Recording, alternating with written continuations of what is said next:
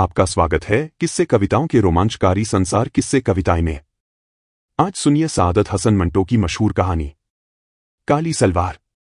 दिल्ली आने से पहले वो अंबाला छावनी में थी जहां कई गोरे इसके गाहक थे। इन गोरों से मिलने जुलने के बाइस वो अंग्रेजी के 10-15 जुमले सीख गई थी। उनको वो आम गुफ्तगू में इस्तेमाल नहीं करती थी, लेकिन जब वो दिल्ली में आई और उसका कारोबार न चला तो एक रोज उसने अपनी पड़ोसन तमंचा जान से कहा, this leaf is very bad, यानी ये जिंदगी बहुत बुरी है, जबकि खाने ही को नहीं मिलता। अबनाला छावनी में उसका धंधा बहुत अच्छी तरह चलता था। छावनी के गोरे शराब पीकर उसके पास आ जाते थे और वो 3-4 घंटों ही में 8-10 गोरों को निपटाकर 20-30 रुपए पैदा कर लिया करती थी। ये गोरे उसके हमवतनों के मुकाबले में बहुत अच्छे थे। इसमें कोई शक नहीं कि वो ऐसी जबान बोलते थे जिसका मतलब सुल्ताना की समझ में नहीं आता था, मगर उनकी जबान से ये लाइल्मी उसके हठ में बहुत अच्छी साबित होती थी। अगर वो उससे कुछ रियायत चाहते तो वो सर हिलाकर कह दिया करती थी, साहिब हमारी समझ में तुम्हारी बात नहीं आता। और अगर वो उससे जरूरत से ज्यादा छेड़छाड़ करते तो वो उनको अपनी जबान में गालियां देना शुरू कर देती थी। वो हैरत में उसके मुंह की तरफ देखते तो वो उनसे कहती, साहिब तुम एकदम उल्लू का पट्ठा है, हरामजादा है, समझा। ये कहते वक्त वो अपने लहजा में सख्ती पैदा न करती बल्कि बड़े प्यार के साथ उनसे बातें करती। ये गोरे हंस देते और हंसते वक्त वो सुल्ताना को बिल्कुल उल्लू के पट्टे दिखाई देते। मगर यहां दिल्ली में वो जब से आई थी एक गोरा भी उसके यहां नहीं आया था। 3 महीने उसको हिंदुस्तान के इस शहर में रहते हो गए थे जहां उसने सुना था कि बड़े लॉर्ड साहब रहते हैं जो गर्मियों में शिमले चले जाते हैं, मगर सिर्फ 6 आदमी उसके पास आए थे। सिर्फ 6, यानी महीने में 2, और इन 6 ग्राहकों से उसने खुदा झूठ न बुलवाए तो 18.5 रुपए वसूल किए थे। 3 रुपए से ज्यादा पर कोई मानता ही नहीं था। सुल्ताना ने इनमें से 5 आदमियों को अपना रेट 10 रुपए बताया था, मगर तज्जुब की बात है कि इनमें से हर एक ने यही कहा, भाई हम 3 रुपए से 1 कौड़ी ज्यादा न देंगे। न जाने क्या बात थी कि इनमें से हर एक ने उसे सिर्फ 3 रुपए के काबिल समझा। चुनांचे जब छठा आया तो उसने खुद इससे कहा, देखो मैं 3 रुपए 1 के लूंगी, इससे 1 धेला तुम कम कहो तो मैं न लूंगी। अब तुम्हारी मर्जी हो तो रहो वरना जाओ। छठे आदमी ने ये बात सुनकर तकरार न की और इसके हाथ ठहर गया। जब दूसरे कमरे में दरवाजे बंद करके वो अपना कोट उतारने लगा तो सुल्ताना ने कहा, लाइए 1 रुपया दूध का। उसने 1 रुपया तो ना दिया, लेकिन नए बादशाह की चमकती हुई अठन्नी जेब में से निकालकर उसको दे दी और सुल्ताना ने भी चुपके से ले ली कि चलो जो आया है ठनीमत है। 18.5 रुपए 3 महीनों में। 20 रुपए माहवार तो इस कोठे का किराया था जिसको मालिक मकान अंग्रेजी जबान में फ्लैट कहता था। इस फ्लैट में ऐसा पापाना था जिसमें जंजीर खींचने से सारी गंदगी पानी के जोर से एकदम नीचे नल में गायब हो जाती थी और बड़ा शोर होता था। शुरू में तो इस शोर ने उसे बहुत डराया था। पहले दिन जब वो रफा-ए-हाजत के लिए इस पाखाना में गई तो उसके कमर में शिद्दत का दर्द हो रहा था। फारिग होकर जब उठने लगी तो उसने लटकी हुई जंजीर का सहारा ले लिया। इस जंजीर को देखकर उसने ख्याल किया, चूंकि ये मकान पास हम लोगों की रिहायश के लिए तैयार किए गए हैं, ये जंजीर इसलिए लगाई गई है कि उठते वक्त तकलीफ न हो और सहारा मिल जाया करे। मगर जूं ही उसने जंजीर पकड़कर उठना चाहा, ऊपर खटखट सी हुई और फिर एकदम पानी इस शोर के साथ बाहर निकला कि डर के मारे इसके मुंह से चीख निकल गई। खुदाबंश दूसरे कमरे में अपना फोटोग्राफी का सामान दुरुस्त कर रहा था और एक साफ बोतल में हाइड्रोकोनेन डाल रहा था कि उसने सुल्ताना की चीख सुनी। दौड़कर वह बाहर निकला और सुल्ताना से पूछा, क्या हुआ? ये चीख तुम्हारी थी? सुल्ताना का दिल धड़क रहा था। उसने कहा, ये मोह पाखाना है या क्या है? बीच में ये रेलगाड़ियों की तरह जंजीर किया लटका रखी है। मेरी कमर में दर्द था। मैंने कहा चलो इसका सहारा ले लूंगी, पर इस मोए जंजीर को छेड़ना था कि वो धमाका हुआ कि मैं तुमसे क्या कहूं। इस पर खुदाबंश बहुत हंसा था और उसने सुल्ताना को इस पैठाने की बाबत सब कुछ बता दिया था कि ये नए फैशन का है जिसमें जंजीर हिलाने से सब गंदगी नीचे जमीन में धंस जाती है। खुदाबंश और सुल्ताना का आपस में कैसे संबंध हुआ ये एक लंबी कहानी है। खुदाबंश रावलपिंडी का था। इंटर पास करने के बाद उसने लारी चलाना सीखा। चुनांचे 4 बरस तक वो रावलपिंडी और कश्मीर के दरमियान लारी चलाने का काम करता रहा। इसके बाद कश्मीर में उसकी दोस्ती एक औरत से हो गई। उसको भगाकर वो लाहौर ले आया। लाहौर में चूंकि उसको कोई काम न मिला, इसलिए उसने औरत को पेशे पर बिठा दिया। 2-3 बरस तक ये सिलसिला जारी रहा और वो औरत किसी और के साथ भाग गई। खुदाबंश को मालूम हुआ कि वो अबनाला में है। वो उसकी तलाश में अबनाला आया जहां उसको सुल्ताना मिल गई। सुल्ताना ने उसको पसंद किया, चुनाचे दोनों का संबंध हो गया। खुदाबंश के आने से एकदम सुल्ताना का कारोबार चमक उठा। औरत चूंकि ज़ीफ उल एतिकाद थी, इसलिए उसने समझा कि खुदाबंश बड़ा भागवान है जिसके आने से इतनी तरक्की हो गई। चुनाचे इस खुश एतिहादी ने खुदाबंश की वखात उसकी नज़रों में और भी बढ़ा दी। खुदाबंश आदमी मेहनती था, सारा दिन हाथ पर हाथ धर कर बैठना पसंद नहीं करता था। चुनाचे उसने एक फोटोग्राफर से दोस्ती पैदा की जो रेलवे स्टेशन के बाहर मिनट कैमरे से फोटो खींचा करता था, इसलिए उसने फोटो खींचना सीख लिया। फिर सुल्ताना से 60 रुपए लेकर कैमरा भी खरीद लिया। आहिस्ता आहिस्ता एक पर्दा बनवाया, 2 कुर्सियां खरीदीं और फोटो धोने का सब सामान लेकर उसने अलहदा अपना काम शुरू कर दिया। काम चल निकला। चुनाचे उसने थोड़ी ही देर के बाद अपना अड्डा अबनाले छावनी में कायम कर दिया। यहां वो गोरों के फोटो खींचता रहता। 1 महीने के अंदर अंदर उसकी छावनी के मुतद्दिद गोरों से वाकफियत हो गई। चुनाचे वो सुल्ताना को वहीं ले गया। यहां छावनी में खुदाबंश के जरिया से कई गोरे सुल्ताना के मुस्तहिल गाहक बन गए और उसकी आमदनी पहले से दोगुनी हो गई। सुल्ताना ने कानों के लिए बुंदे खरीदे, 5.5 तोले की 8 कंगनियां भी बनवा ली, 10-15 अच्छी अच्छी साड़ियां भी जमा कर ली। घर में फर्नीचर वफेरा भी आ गया। किस्सा मुख्तसर ये कि अब नाला छावनी में वो बड़ी खुशहाल थी, मगर इका-इकी न जाने खुदाबंश के दिल में क्या समाई कि उसने दिल्ली जाने की ठान ली। सुल्ताना इनकार कैसे करती, जबकि खुदाबंश को अपने लिए बहुत मुबारक ख्याल करती थी। उसने खुशी खुशी दिल्ली जाना कबूल कर लिया। बल्कि उसने ये भी सोचा कि इतने बड़े शहर में जहां लॉर्ड साहब रहते हैं उसका धंधा और भी अच्छा चलेगा। अपनी सहेलियों से वो दिल्ली की तारीफ सुन चुकी थी। फिर वहां हजरत निजामुद्दीन औलिया की खानका थी, जिससे इसे बेहद अतीदत थी। चुनाचे जल्दी जल्दी घर का भारी सामान बेच बाच कर वो खुदाबंश के साथ दिल्ली आ गई। यहां पहुंचकर खुदाबंश ने 20 रुपए माहवार पर एक छोटा सा फ्लैट ले लिया, जिसमें वो दोनों रहने लगे। एक ही किस्म के नए मकानों की लंबी सी कतार सड़क के साथ साथ चली गई थी। म्यूनिसिपल कमेटी ने शहर का ये हिस्सा खास कस्बियों के लिए मुकर्रर कर दिया था ताकि वो शहर में जगह जगह अपने अड्डे न बनाए। नीचे दुकानें थीं और ऊपर 2 मंजिला रिहायशी फ्लैट। चूंकि सब इमारतें एक ही डिजाइन की थीं, इसलिए शुरू शुरू में सुल्ताना को अपना फ्लैट तलाश करने में बहुत दिक्कत महसूस हुई थी, पर जब नीचे लॉन्ड्री वाले ने अपना बोर्ड घर की पेशानी पर लगा दिया तो उसको एक पक्की निशानी मिल गई। यहां मैले कपड़ों की धुलाई की जाती है। ये बोर्ड पढ़ते ही वो अपना फ्लैट तलाश कर लिया करती थी। इसी तरह उसने और बहुत सी निशानियां कायम कर ली थीं। मसलन बड़े बड़े हुरूफ में जहां कोयलों की दुकान लिखा था वहां उसकी सहेली हीराबाई रहती थी, जो कभी कभी रेडियो घर में गाने जाया करती थी। जहां शरीफा के खाने का आला इंतजाम है लिखा था वहां उसकी दूसरी सहेली मुख्तार रहती थी। निवाड़ के कारखाना के ऊपर अनवरी रहती थी, जो उसी कारखाना के सेठ के पास मुलाजिम थी। चूंकि सेठ साहब को रात के वक्त अपने कारखाना की देखभाल करना होती थी, इसलिए वो अनवरी के पास ही रहते थे। दुकान खोलते ही गाहक थोड़े ही आते हैं। चुनाचे जब 1 महीने तक सुल्ताना बेकार रही तो उसने यही सोचकर अपने दिल को तसल्ली दी, पर जब 2 महीने गुजर गए और कोई आदमी उसके कोठे पर न आया तो उसे बहुत तशवीश हुई। उसने खुदाबंश से कहा, क्या बात है खुदाबंश, 2 महीने आज पूरे हो गए हैं हमें यहां आए हुए, किसी ने इधर का रुख भी नहीं किया। मानती हूं आजकल बाजार बहुत मंदा है, पर इतना मंदा भी तो नहीं कि महीने भर में कोई शक्ल देखने ही में न आए। खुदाबंश को भी ये बात बहुत अरसा से खटक रही थी, मगर वो खामोश था। पर जब सुल्ताना ने खुद बात छेड़ी तो उसने कहा, मैं कई दिनों से इसकी बाबत सोच रहा हूं। एक बात समझ में आती है, वो ये कि जंग की वजह से लोग बाग दूसरे धुंधों में पड़कर इधर का रास्ता भूल गए हैं, या फिर ये हो सकता है कि वो इसके आगे कुछ कहने ही वाला था कि सीढ़ियों पर किसी के चढ़ने की आवाज आई। खुदाबंश और सुल्ताना दोनों इस आवाज की तरफ मुतवज्जा हुए। थोड़ी देर के बाद दस्तक हुई। खुदाबंश ने लपक कर दरवाजा खोला। एक आदमी अंदर दाखिल हुआ। ये पहला गाहक था जिससे 3 रुपए में सौदा तय हुआ। इसके बाद 5 और आए, यानी 3 महीने में 6, जिनसे सुल्ताना ने सिर्फ 18.5 रुपए वसूल किए। 20 रुपए माहवार तो फ्लैट के किराया में चले जाते थे, पानी का टैक्स और बिजली का बिल जुदा था। इसके अलावा घर के दूसरे खर्च थे। खाना पीना, कपड़े लत्ते, दवा दारू और आमदन कुछ भी नहीं थी। 18.5 रुपए 3 महीने में आए तो उसे आमदन तो नहीं कह सकते। सुल्ताना परेशान हो गई। 5.5 तोले की 8 कंगनियां जो उसने अंबाले में बनवाई थीं आहिस्ता आहिस्ता बिक गईं। आखिरी कंगनी की जब बारी आई तो उसने खुदाबंश से कहा, तुम मेरी सुनो और चलो वापस अंबाले में, यहां क्या धरा है। भई होगा, पर हमें तो ये शहर रास नहीं आया। तुम्हारा काम भी वहां खूब चलता था, चलो वहीं चलते हैं।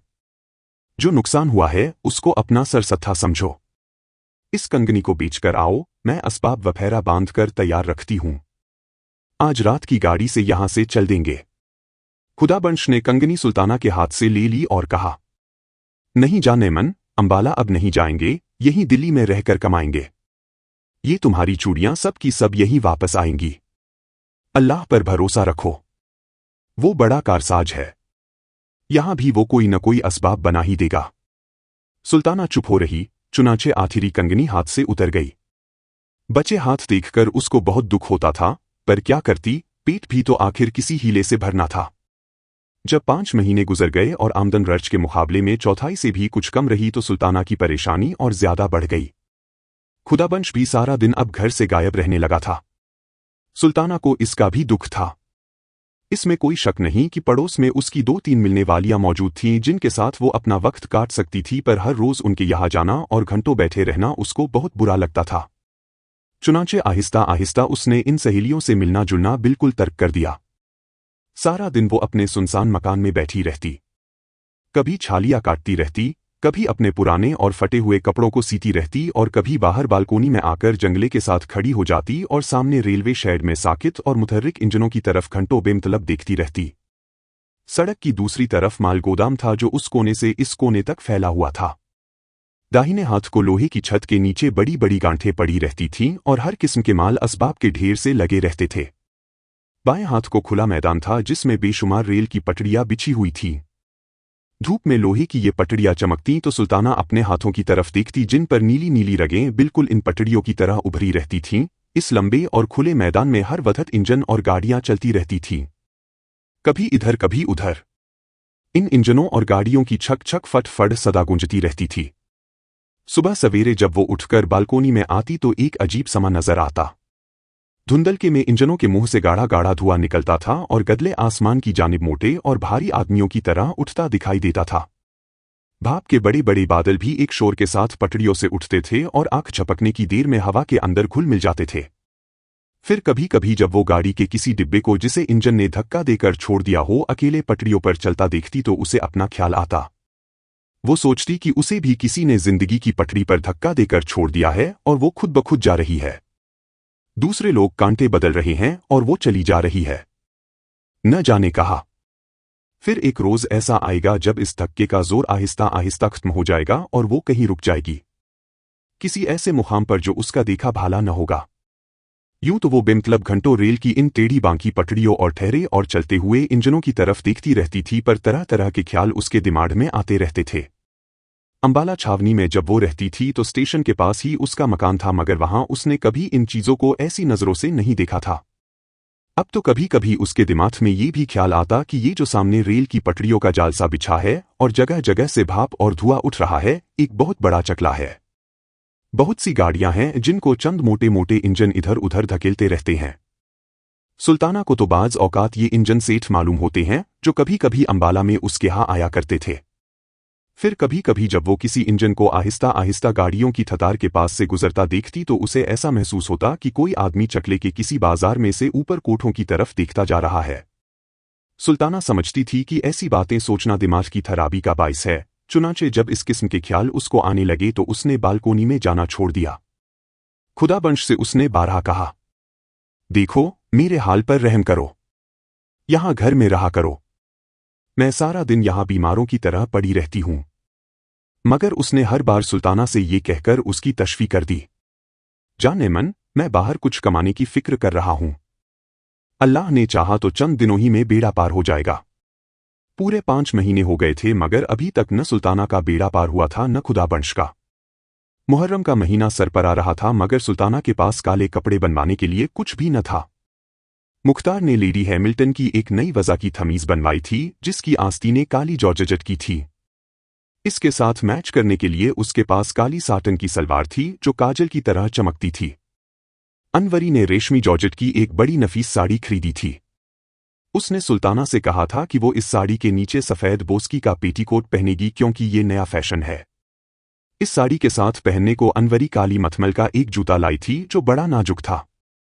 सुल्ताना ने जब ये तमाम चीजें देखी तो उसको इस एहसास ने बहुत दुख दिया कि वो मुहर्रम मनाने के लिए ऐसा लिबास खरीदने की इस्तिताअत नहीं रखती। अनवरी और मुख्तार के पास ये लिबास देखकर जब वो घर आई तो उसका दिल बहुत मथमूम था। उसे ऐसा मालूम होता था कि फोड़ा सा उसके अंदर पैदा हो गया है। घर बिल्कुल खाली था। खुदाबंश हस्बे मामूल बाहर था। देर तक वो दरी पर गांव तकिया सर के नीचे रखकर लेटी रही, पर जब उसकी गर्दन ऊंचाई के बाइस अकड़ सी गई तो उठकर बाहर बालकोनी में चली गई ताकि मम अफजा ख्यालात को अपने दिमाग में से निकाल दे। सामने पटड़ियों पर गाड़ियों के डिब्बे खड़े थे पर इंजन कोई भी न था। शाम का वक्त था। छिड़काव हो चुका था इसलिए गर्दो गुबार दब गया था। बाजार में ऐसे आदमी चलने शुरू हो गए थे जो ताक झांक करने के बाद चुपचाप घरों का रुख करते हैं। ऐसे ही एक आदमी ने गर्दन ऊंची करके सुल्ताना की तरफ देखा। सुल्ताना मुस्कुरा दी और उसको भूल गई क्योंकि अब सामने पटड़ियों पर एक इंजन नुमूदार हो गया था। सुल्ताना ने गौर से उसकी तरफ देखना शुरू किया और आहिस्ता आहिस्ता ये ख्याल इसके दिमाग में आया कि इंजन ने भी काला लिबास पहन रखा है। ये अजीबोगरीब ख्याल दिमाग से निकालने की खातिर जब उसने सड़क की जानिब देखा तो उसे वही आदमी बैलगाड़ी के पास खड़ा नजर आया जिसने उसकी तरफ ललचाई नजरों से देखा था। सुल्ताना ने हाथ से उसे इशारा किया। उस आदमी ने इधर उधर देखकर एक लतीफ इशारे से पूछा, किधर से आऊं? सुल्ताना ने उसे रास्ता बता दिया। वो आदमी थोड़ी देर खड़ा रहा मगर फिर बड़ी फुर्ती से ऊपर चला आया। सुल्ताना ने उसे दरी पर बिठाया। जब वो बैठ गया तो उसने सिलसिले गुफ्तगू शुरू करने के लिए कहा, आप ऊपर आते डर रहे थे? वो आदमी ये सुनकर मुस्कुराया। तुम्हें कैसे मालूम हुआ? डरने की बात ही क्या थी? इस पर सुल्ताना ने कहा, ये मैंने इसलिए कहा कि आप देर तक वहीं खड़े रहे और फिर कुछ सोचकर इधर आए। वो ये सुनकर फिर मुस्कुराया। तुम्हें फलतफहमी हुई। मैं तुम्हारे ऊपर वाले फ्लैट की तरफ देख रहा था। वहां कोई औरत खड़ी एक मर्द को ठेंगा दिखा रही थी। मुझे ये मंजर पसंद आया। फिर बालकोनी में सबज बल्ब रोशन हुआ तो मैं कुछ देर के लिए ठहर गया। सबज रोशनी मुझे पसंद है, आंखों को बहुत अच्छी लगती है। ये कह उसने कमरे का जायजा लेना शुरू कर दिया। फिर वो उठ खड़ा हुआ। सुल्ताना ने पूछा, आप जा रहे हैं? उस आदमी ने जवाब दिया, नहीं, मैं तुम्हारे इस मकान को देखना चाहता हूं। चलो मुझे तमाम कमरे दिखाओ। सुल्ताना ने उसको तीनों कमरे एक एक करके दिखा दिए। उस आदमी ने बिल्कुल खामोशी से इन कमरों का मुआयना किया।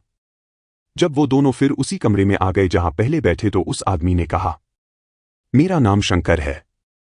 सुल्ताना ने पहली बार और से शंकर की तरफ देखा।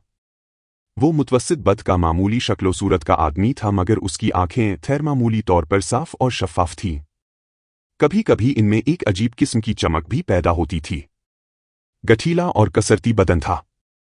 कनपटियों पर उसके बाल सफेद हो रहे थे। खाकसतरी रंग की गर्म पतलून पहने था। सफेद धमीज थी जिसका कालर गर्दन पर से ऊपर को उठा हुआ था। शंकर कुछ इस तरह दरी पर बैठा था कि मालूम होता था शंकर के बजाय सुल्ताना का हक है। इस एहसास ने सुल्ताना को खदरे परेशान कर दिया। चुनांचे उसने शंकर से कहा, फरमाइए। शंकर बैठा था, ये सुनकर लेट गया। मैं क्या फरमाऊं? कुछ तुम ही फरमाओ। बुलाया तुम्ही ने है मुझे। जब सुल्ताना कुछ ना बोली तो वो उठ बैठा। मैं समझा, लो अब मुझसे सुनो। जो कुछ तुमने समझा गलत है। मैं उन लोगों में से नहीं हूं जो कुछ देकर जाते हैं। डॉक्टरों की तरह मेरी भी फीस है। मुझे जब बुलाया जाए तो फीस देना ही पड़ती है। सुल्ताना ये सुनकर चकरा गई मगर इसके बावजूद उसे बेइख्तियार हंसी आ गई। आप काम क्या करते हैं? शंकर ने जवाब दिया, यही जो तुम लोग करते हो। क्या? तुम क्या करती हो? मैं कुछ भी नहीं करती। मैं भी कुछ नहीं करता। सुल्ताना ने भुन्ना कर कहा, ये तो कोई बात न हुई, आप कुछ न कुछ तो जरूर करते होंगे।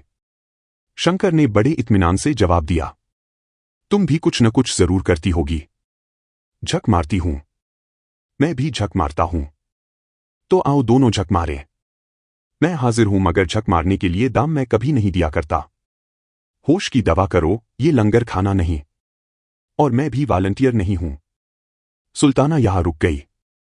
उसने पूछा, ये वॉलंटियर कौन होते हैं? शंकर ने जवाब दिया, उल्लू के पट्टे। मैं भी उल्लू की पट्टी नहीं। मगर वो आदमी खुदाबंश जो तुम्हारे साथ रहता है जरूर उल्लू का पट्टा है। क्यों? इसलिए कि वो कई दिनों से एक ऐसे खुदा रसीदा फकीर के पास अपनी किस्मत खुलवाने की खातिर जा रहा है जिसकी अपनी किस्मत जंग लगे ताले की तरह बंद है। ये कहकर शंकर हंसा। इस पर सुल्ताना ने कहा, तुम हिंदू हो, इसीलिए हमारे इन बुजुर्गों का मजाक उड़ाते हो। शंकर मुस्कुराया। ऐसी जगहों पर हिंदू मुस्लिम सवाल पैदा नहीं हुआ करते। पंडित मौलवी और मिस्टर जिन्ना अगर यहां आएं तो वो भी शरीफ आदमी बन जाए। जाने तुम क्या उटपटांग बातें करते हो, बोलो रहोगे? उसी शर्त पर जो पहले बता चुका हूं। सुल्ताना उठ खड़ी हुई। तो जाओ, रास्ता पकड़ो। शंकर आराम से उठा। पतलून की जेबों में उसने अपने दोनों हाथ ठूंसे और जाते हुए कहा, मैं कभी कभी इस बाजार से गुजरा करता हूं। जब भी तुम्हें मेरी जरूरत हो बुला लेना। मैं बहुत काम का आदमी हूं। शंकर चला गया और सुल्ताना काले लिबास को भूलकर देर तक उसके मुतल्लिक सोचती रही। उस आदमी की बातों ने उसके दुख को बहुत हल्का कर दिया था। अगर वो अंबाले में आया होता जहां की वो खुशहाल थी तो उसने किसी और ही रंग में उस आदमी को देखा होता और बहुत मुमकिन है कि उसे धक्के देकर बाहर निकाल दिया होता, मगर यहां चूंकि वो बहुत उदास रहती थी इसलिए शंकर की बातें उसे पसंद आईं। शाम को जब खुदाबंश आया तो सुल्ताना ने उससे पूछा, तुम आज सारा दिन किधर गायब रहे हो? खुदाबंश थक कर चूर चूर हो रहा था, कहने लगा, पुराने किला के पास से आ रहा हूं। वहां एक बुजुर्ग कुछ दिनों से ठहरे हुए हैं, उन्हीं के पास हर रोज जाता हूं कि हमारे दिन फिर जाएं। कुछ उन्होंने तुमसे कहा? नहीं, अभी वो मेहरबान नहीं हुए, पर सुल्ताना, मैं जो उनकी खिदमत कर रहा हूं वो अकारत कभी नहीं जाएगी। अल्लाह का फज़ल शामिल हाल रहा तो जरूर वारे न्यारे हो जाएंगे। सुल्ताना के दिमाग में मुहर्रम मनाने का ख्याल समाया हुआ था। खुदाबंश से रूनी आवाज में कहने लगी, सारा सारा दिन बाहर गायब रहते हो, मैं यहां पिंजरे में कैद रहती हूं, न कहीं जा सकती हूं न आ सकती हूं। मुहर्रम सर पर आ गया है, कुछ तुमने इसकी भी फिक्र की कि मुझे काले कपड़े चाहिए? घर में फूटी कौड़ी तक नहीं। कंगनियां थीं, वो एक एक करके बिक गईं, अब तुम ही बताओ क्या होगा? यूं फकीरों के पीछे कब तक मारे मारे फिरा करोगे? मुझे तो ऐसा दिखाई देता है कि यहां दिल्ली में खुदा ने भी हमसे मुंह मोड़ लिया है। मेरी सुनो तो अपना काम शुरू कर दो, कुछ तो सहारा हो ही जाएगा। खुदाबंश दरी पर लेट गया और कहने लगा, पर यह काम शुरू करने के लिए भी तो थोड़ा बहुत सरमाया चाहिए। खुदा के लिए अब ऐसी दुख भरी बातें न करो, मुझसे अब बर्दाश्त नहीं हो सकती। मैंने सचमुच अंबाला छोड़ने में सख्त गलती की, पर जो करता है अल्लाह ही करता है और हमारी बेहतरी ही के लिए करता है। क्या पता है कि कुछ देर और तकलीफें बर्दाश्त करने के बाद हम। सुल्ताना ने बात काट कर कहा, तुम खुदा के लिए कुछ करो, चोरी करो या डाका मारो, पर मुझे एक सलवार का कपड़ा जरूर ला दो। मेरे पास सफेद बोस्की की थमीज पड़ी है, उसको मैं काला रंगवा लूंगी। सफेद नीनो का एक नया दुपट्टा भी मेरे पास मौजूद है, वही जो तुमने मुझे दिवाली पर लाकर दिया था, ये भी फीस के साथ ही काला रंगवा लिया जाएगा। एक सिर्फ सलवार की कसर है, सो वह तुम किसी न किसी तरह पैदा कर दो। देखो, तुम्हें मेरी जान की कसम किसी न किसी तरह जरूर ला दो, मेरी भित्ती खाओ अगर न लाओ। खुदाबंश उठ बैठा। अब तुम ख्वाहमख्वाह जोर दिए चली जा रही हो, मैं कहां से लाऊंगा? अफीम खाने के लिए तो मेरे पास पैसा नहीं। कुछ भी करो मगर मुझे 4.5 गज काली साटन ला दो। दुआ करो कि आज रात ही अल्लाह 2-3 आदमी भेज दे। लेकिन तुम कुछ नहीं करोगे। तुम अगर चाहो तो जरूर इतने पैसे पैदा कर सकते हो। जंग से पहले ये साटन 12-14 आना गज मिल जाती थी, अब ₹1.25 गज के हिसाब से मिलती है। 4.5 गजों पर कितने रुपए खर्च हो जाएंगे? अब तुम कहती हो तो मैं कोई हीला करूंगा, ये कहकर खुदाबंश उठा। लो, अब इन बातों को भूल जाओ, मैं होटल से खाना ले आऊं। होटल से खाना आया, दोनों ने मिलकर जहर मार किया और सो गए। सुबह हुई। खुदाबंश पुराने किले वाले फकीर के पास चला गया और सुल्ताना अकेली रह गई। कुछ देर लेटी रही, कुछ देर सोई रही, इधर उधर कमरों में टहलती रही। दोपहर का खाना खाने के बाद उसने अपना सफेद नेनो का दुपट्टा और सफेद बोस्की की थमीज निकाली और नीचे लॉन्ड्री वाले को रंगने के लिए दे आई। कपड़े धोने के अलावा वहां रंगने का काम भी होता था। ये काम करने के बाद उसने वापस आकर फिल्मों की किताबें पढ़ीं, जिनमें उसकी देखी हुई फिल्मों की कहानी और गीत छपे हुए थे। ये किताबें पढ़ते पढ़ते वो सो गई। जब उठी तो 4 बज चुके थे, क्योंकि धूप आंगन में से मोरी के पास पहुंच चुकी थी। नहा धोकर फारिग हुई तो गर्म चादर ओढ़कर बालकोनी में आ खड़ी हुई। करीबन 1 घंटा सुल्ताना बालकोनी में खड़ी रही। अब शाम हो गई थी, बत्तियां रोशन हो रही थीं। नीचे सड़क में रौनक के आसार नजर आने लगे। सर्दी में थोड़ी सी शिद्दत हो गई थी, मगर सुल्ताना को ये नागवार मालूम न हुई। वो सड़क पर आते जाते टांगों और मोटरों की तरफ एक अरसा से देख रही थी। दफ्तन उसे शंकर नजर आया। मकान के नीचे पहुंचकर उसने गर्दन ऊंची की और सुल्ताना की तरफ देखकर मुस्कुरा दिया। सुल्ताना ने गैर इरादी तौर पर हाथ का इशारा किया और उसे ऊपर बुला लिया। जब शंकर ऊपर आ गया तो सुल्ताना बहुत परेशान हुई कि इससे क्या कहे। दरअसल उसने ऐसे ही बिला सोचे समझे उसे इशारा कर दिया था। शंकर बेहद मुतमिन था, जैसे उसका अपना घर है। चुनाचे बड़ी बेतकल्लुफी से पहले रोज की तरह वो गाँव तकिया सर के नीचे रखकर लेट गया। जब सुल्ताना ने देर तक उससे कोई बात न की तो उससे कहा, तुम मुझे 100 दफा बुला सकती हो और 100 दफा ही कह सकती हो कि चले जाओ। मैं ऐसी बातों पर कभी नाराज नहीं हुआ करता। सुल्ताना शशोपंज में गिरफ्तार हो गई, कहने लगी, नहीं बैठो, तुम्हें जाने को कौन कहता है। शंकर इस पर मुस्कुरा दिया। तो मेरी शर्तें तुम्हें मंजूर हैं? कैसी शर्तें? सुल्ताना ने हंसकर कहा। क्या निकाह कर रहे हो मुझसे? निकाह और शादी कैसी? न तुम उम्र भर में किसी से निकाह करोगी ना मैं। ये रस्में हम लोगों के लिए नहीं। छोड़ो इन फजूलियात को, कोई काम की बात करो। बोलो क्या बात करूं? तुम औरत हो, कोई ऐसी बात शुरू करो जिससे 2 घड़ी दिल बहल जाए। इस दुनिया में सिर्फ दुकानदारी ही दुकानदारी नहीं और कुछ भी है। सुल्ताना जहनी तौर पर अब शंकर को कबूल कर चुकी थी।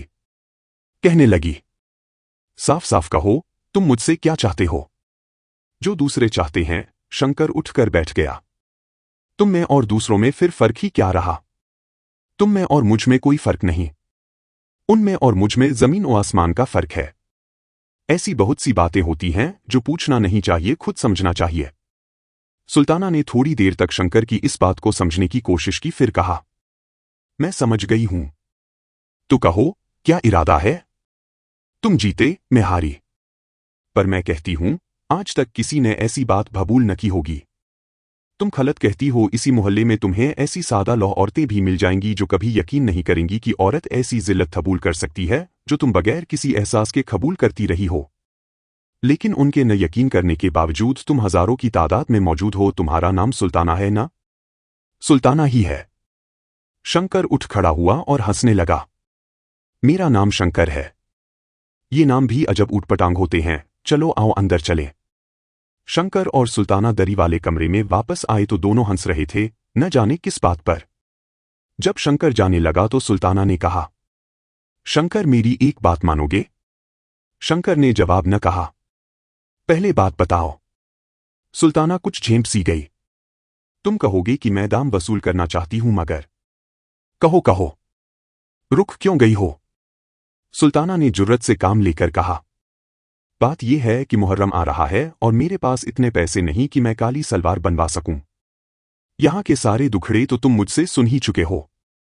खमीज और दुपट्टा मेरे पास मौजूद था जो मैंने आज रंगवाने के लिए दे दिया है। शंकर ने यह सुनकर कहा, तुम चाहती हो कि मैं तुम्हें कुछ रुपए दे दूं जो तुम ये काली सलवार बनवा सको? सुल्ताना ने फौरन ही कहा, नहीं, मेरा मतलब यह है कि अगर हो सके तो तुम मुझे एक काली सलवार बनवा दो। शंकर मुस्कुराया, मेरी जेब में तो इत्तिफाक ही से कभी कुछ होता है। बहरहाल मैं कोशिश करूंगा। मुहर्रम की पहली तारीख को तुम्हें ये सलवार मिल जाएगी। ले बस अब खुश हो गई। सुल्ताना के बुंदों की तरफ देखकर शंकर ने पूछा, क्या ये बुंदे तुम मुझे दे सकती हो? सुल्ताना ने हंसकर कहा, तुम इन्हें क्या करोगे? चांदी के मामूली बुंदे हैं, ज्यादा से ज्यादा 5 रुपए के होंगे। इस पर शंकर ने कहा, मैंने तुमसे बंदे मांगे हैं, उनकी कीमत नहीं पूछी। बोलो, देती हो? ले लो। ये कहकर सुल्ताना ने बुंदे उतारकर शंकर को दे दिए। इसके बाद अफसोस हुआ, मगर शंकर जा चुका था। सुल्ताना को थतन यकीन नहीं था कि शंकर अपना वादा पूरा करेगा, मगर 8 रोज के बाद मुहर्रम की पहली तारीख को सुबह 9 बजे दरवाजे पर दस्तक हुई। सुल्ताना ने दरवाजा खोला तो शंकर खड़ा था। अखबार में लिपटी हुई चीज इसने सुल्ताना को दी और कहा, साटन की काली सलवार है, देख लेना, शायद लंबी हो। अब मैं चलता हूं।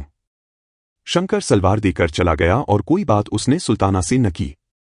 उसकी पतलून में शिकने पड़ी हुई थीं, बाल बिखरे हुए थे। ऐसा मालूम होता था कि अभी अभी सोकर उठा है और सीधा इधर ही चला आया है। सुल्ताना ने कागज खोला। साटन की काली सलवार थी, ऐसी ही जैसी कि वो अनवरी के पास देखकर आई थी। सुल्ताना बहुत खुश हुई। बुंदों और इस सौदे का जो अफसोस उसे हुआ था, इस सलवार ने और शंकर की वादा इफाई ने दूर कर दिया। दोपहर को वो नीचे लॉन्ड्री वाले से अपनी रंगी हुई थमीज और दुपट्टा लेकर आई। तीनों काले कपड़े उसने जब पहन लिए तो दरवाजे पर दस्तक हुई। सुल्ताना ने दरवाजा खोला तो अनवरी अंदर दाखिल हुई।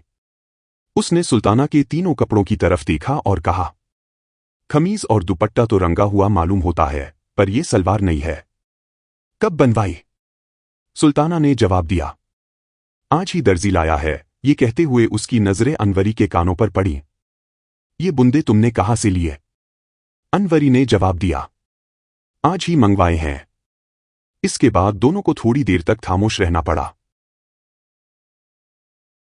ऐसी और कहानियों के लिए आप किस्से कविताएं चैनल को, पेज को लाइक, फॉलो एवं सब्सक्राइब करें प्लीज। धन्यवाद।